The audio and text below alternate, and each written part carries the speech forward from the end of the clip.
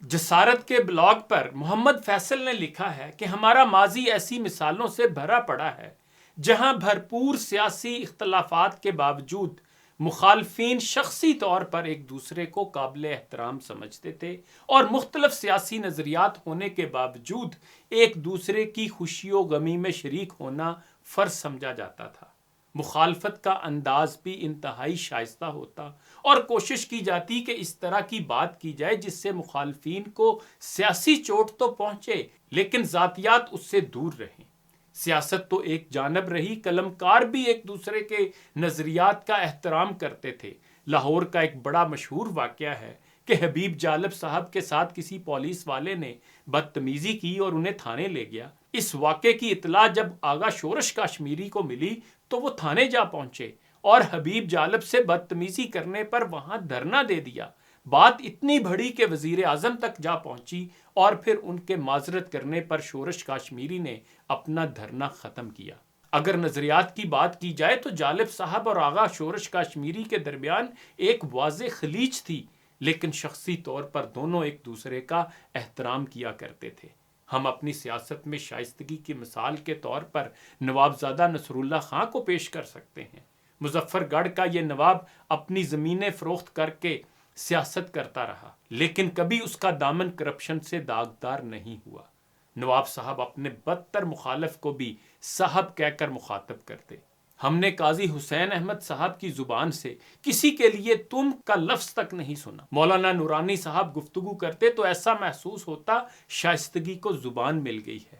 Professor غفور شرافت کے پیکر تھے، ملک معراج خالد ہوں، غلام مصطفیٰ جتوئی یا چودھری ظہور الہی، سب میں ایک بات مشترک تھی اور وہ یہ کہ انہوں نے کبھی تہذیب کا دامن ہاتھ سے نہیں چھوڑا۔ ہماری سیاست میں ایسی بہت سی مثالیں موجود ہیں، لیکن اب تو ایسا لگتا ہے کہ آوے کا آوا ہی بگڑ گیا ہے۔ سیاسی اجتماعات میں مخالفین کو بس ماں بہن کی گالیاں ہی نہیں دی جا رہی، باقی تو سب کچھ ہو رہا ہے۔ گھسیٹ لوں گا، ٹانگ توڑ دوں گا، اوئے ابے اور نہ جانے کون کون سے بازاری الفاظ کا استعمال عام ہو گیا ہے۔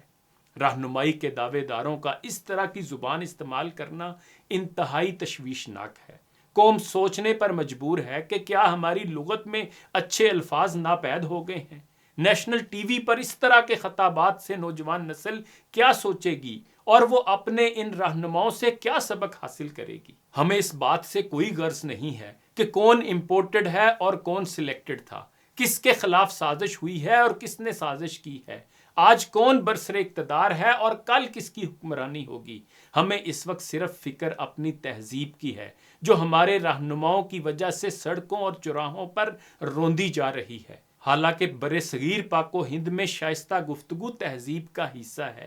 یہاں کسی کو پکارنے اور مخاطب کرنے کے اپنے آداب ہیں۔ آپ، جناب، قبلہ، محترم اور حضور جیسے لاحقات کا استعمال کر کے آپ سامنے والے کو اپنا گرویدہ بنا لیتے ہیں۔ کسی کے نام کو بگاڑ کر پکارنے سے تو ہمارے مذہب میں بھی منع کیا گیا ہے، لیکن جہاں معاشرے میں بہت سی چیزیں تبدیل ہو گئی ہیں وہیں ہمارے لہجوں میں شائستگی کی جگہ تلخی نے لے لی ہے، اور اب یہ تلخی باقاعدہ بدتمیزی اور بد تہذیبی کی شکل اختیار کرتی جا رہی ہے۔